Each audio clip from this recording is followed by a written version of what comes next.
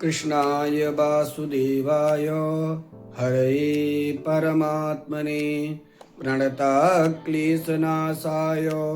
गोविन्दाय नमो नमः। जय जय श्री राधारमण, जय जय नवल किशोर, जय गोपी चितचोर प्रभु, जय जय माखन चोर। वृंदावन बिहारी लाल की जय, वर्षानी वारी की जय, एकादशी महारानी की जय। आप सभी भक्तों को एकादशी की बहुत शुभकामनाएं। आइए हम चर्चा करेंगे कि माघ मास में कृष्ण पक्ष में जो सटतिला एकादशी है वह कब पड़ रही है, उसके ऊपर चर्चा कर लेते हैं। देखिए, हमारे यहाँ जो प्राय करके प्रचलित पंचांग है उसके अनुसार बनारस से ये प्रकाशित होता है। इसका नाम है ऋषिकेश पंचांग। विद्वानों में देखा जाए, विद्वता में देखा जाए तो कर्मकांड के क्षेत्र में देखा जाए तो बनारस विशेष माना गया है। और उसके बाद में दक्षिण भारत आता है। दक्षिण भारत में भी बहुत विद्वान पाए जाते हैं, ऐसा नहीं है, पर हमारे यहाँ जो मान्यता है वो है प्राय करके बनारस के पंचांग जो ऋषिकेश प्रकाशित होता है उसके अनुसार ही हम आप लोगों को निर्णय दे रहे हैं। जो एकादशी का व्रत है वह 14 जनवरी को है और 14 जनवरी को सर्वेशाम दिया गया है। तो आप सभी भक्त लोग एकादशी का व्रत 14 जनवरी को ही करें। आइए, प्रत्येक महीने की भांति माघ मास की जो सटतिला एकादशी है हम लोग उसकी कथा को श्रवण करेंगे। सभी लोग एक बार भगवान कृष्ण के सामने बैठ करके जोर से जयकारा लगाएंगे एकादशी महारानी का। बोली एकादशी महारानी की जय। माघ मास में कृष्ण पक्ष में जो एकादशी पड़ती है इसका नाम है सटतिला एकादशी। इसकी कथा आप सभी लोग हाथ जोड़ करके श्रवण करेंगे। भगवान श्री कृष्ण बोले, हे युधिष्ठिर, माघ मास कृष्ण पक्ष की एकादशी का नाम सटतिला है। इसमें नंबर 1 पर तिल से स्नान करना चाहिए। तिल से मतलब स्नान का तात्पर्य है कि जल में तिलों को डाल करके स्नान करना चाहिए और हो सके तो तिल का उबटन बना लें। उबटन कैसे बनाना है? तिलों को सिलवट्टे पर पीस करके फिर उसका उबटन बना करके आप अपने शरीर पे लगाएं और हो सके तो उस दिन तिल से हवन करना चाहिए और हो सके तो ठाकुर जी का तिल डाल करके जल के द्वारा शालिग्राम भगवान का या लड्डू गोपाल जी का अभिषेक भी करना चाहिए। और इस दिन तिल का भोजन ब्राह्मणों को कराना चाहिए और जो फलाहार वगैरह ले उसमें भी हमको तिल खाना चाहिए और तिल का दान भी करना चाहिए। यह सटतिला एकादशी कहलाती है। इसमें इतने कार्य अवश्य करने चाहिए। इसका महत्व की कथा हम आपको सुनाते हैं। इसको करने से किस फल की प्राप्ति होती है और किसने किया है इसकी कथा श्रवण करिए। इसका कथा का रहस्य है कि एक समय पुलस्त ऋषि ने दालभ्य को सुनाया था, वही हम आपको सुना रहे हैं। नारद ऋषि को मैंने आगे सुनाया क्योंकि इसमें मेरी पूजा की जाती है। भगवान कृष्ण कहते हैं कि हे युधिष्ठिर, इस दिन मेरी पूजा की जाती है। इस कारण से नारद मेरे पास आए और मैंने उनकी आंखों में देख करके उनके मन की बात को सुनाया। मैंने कहा कि एक ब्राह्मणी थी, वह चंद्रायणादि राज्य में रह करके चंद्रायण व्रत किया करती थी।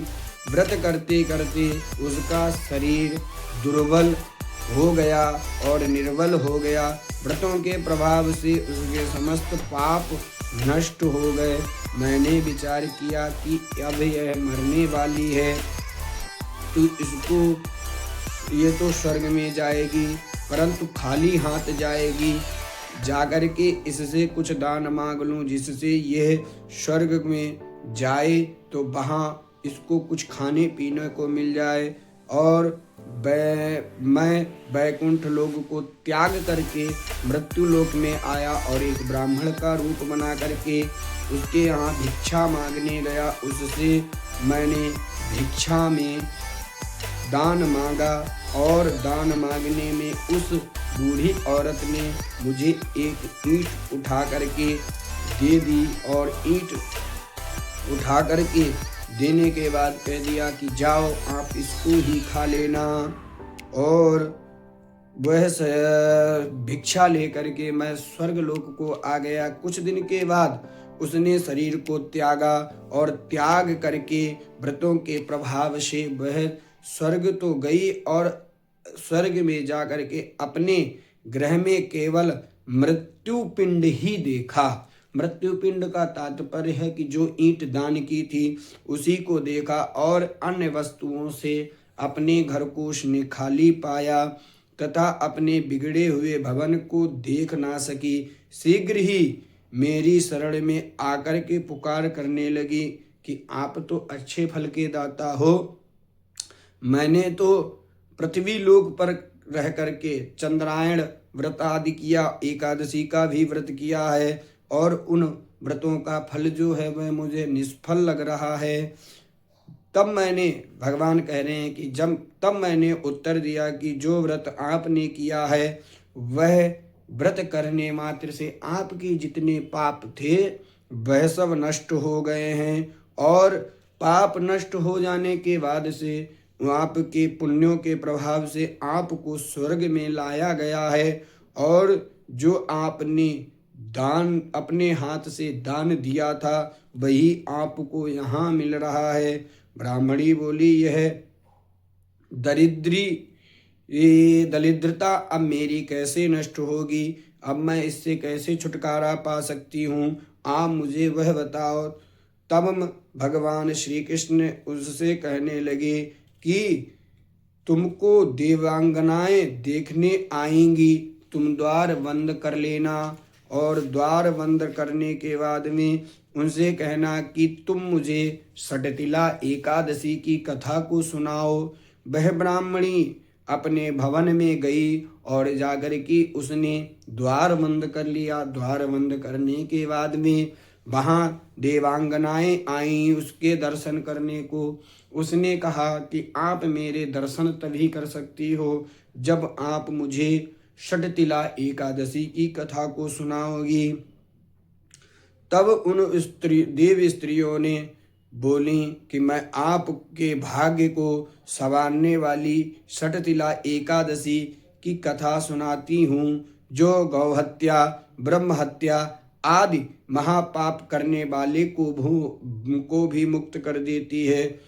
और तब उन्होंने, देवांगनाओं ने उस बुढ़िया को उस षटतिला एकादशी की कथा सुनाई। कथा सुनने के उपरांत में उस बुढ़िया ने द्वार खोला तो मृत्यु पिंड था, जो ईंट थी वह आम बन गया।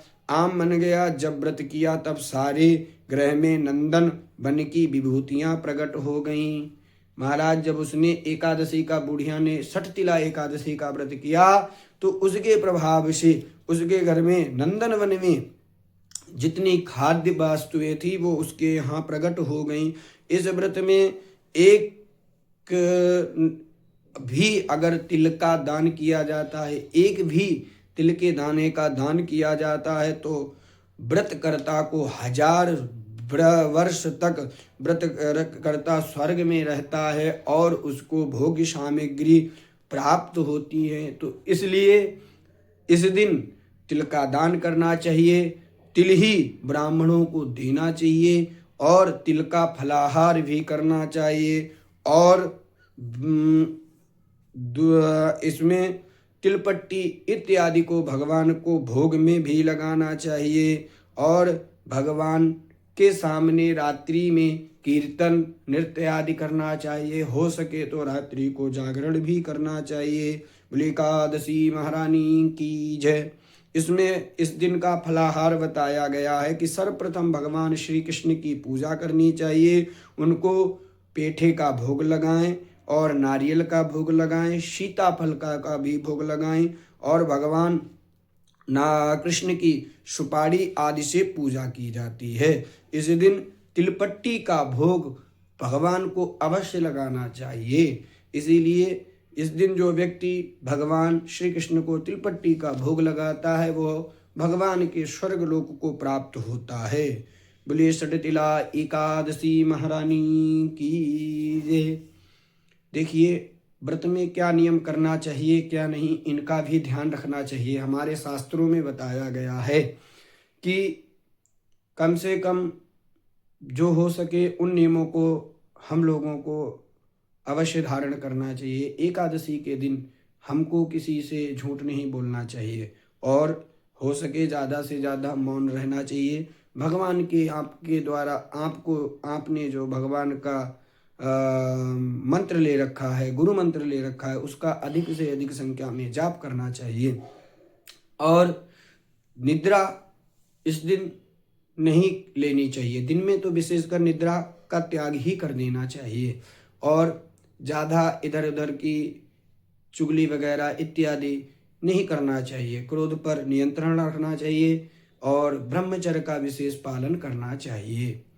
तो कुछ ये नियम हैं, इनके नियमों के द्वारा अगर हम एकादशी का व्रत करते हैं तो उसका फल हमें शीघ्र ही प्राप्त होता है। अगर हम इन नियमों को नहीं करते हैं तो हमको जो फल है वो थोड़ा विलंब से मिलता है और फल में भी कमी आ जाती है। जैसे कोई व्यक्ति परीक्षा देने जाता है तो उसके 100 नंबर में से जैसी परीक्षा देगा तो उतने ही प्राप्त होंगे। अगर अच्छी तैयारी करके जाएगा तो उसको वैसे ही नंबर मिलेंगे 80%, 90%। अगर तैयारी नहीं करके जाएगा तो उसको 20%, 30%। ऐसे ही हम लोग एकादशी का व्रत तो अवश्य करते हैं परंतु उन नियमों का फॉलो नहीं करते हैं, तो उसी कारण हमारे व्रत में जो पुण्य की प्राप्ति होती है वो कम हो जाती है। फिर हमको लगता है कि हम एकादशी का व्रत रह रहे हैं, ठाकुर जी का पूजन भी कर रहे हैं, परंतु हमको उस फल की प्राप्ति नहीं हो रही है। तो आप लोगों से मैं यही निवेदन करूंगा कि आप लोग एकादशी का व्रत करें परंतु नियमों का अवश्य ध्यान रखें। नंबर 1, किसी को गलत ना बोले, बच्चों से स्नेह करें, हो सके तो ज़्यादा से ज़्यादा गुरु मंत्र का जाप करें, नाम जप करें, ठाकुर जी का कीर्तन करें, भगवान की कथाओं को श्रवण करें और मौन व्रत रहें। और निद्रा दिन में नहीं लेनी है। अगर आप रात्रि में नहीं जा सकते हैं तो कम से 9-10 बजे तक भगवान का नाम कीर्तन करें। और एकादशी का अगर इस प्रकार से आप नियम लेते हैं और व्रत करते हैं तो उसका फल आपको 100 गुना होकर के मिलेगा। बोले एकादशी महारानी की जय।